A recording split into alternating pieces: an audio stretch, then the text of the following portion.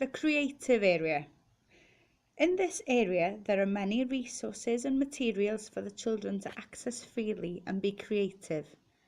Everything has been labelled in good order, clean, and can be colour-coded.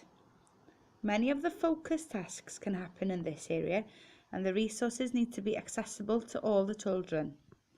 Here the children will make marks, cut and tear, stick and fold. They can measure and shake as they create their works of art. There are plenty of opportunities for language development skills here. As they create, they can share ideas and personal experiences while working with or alongside others.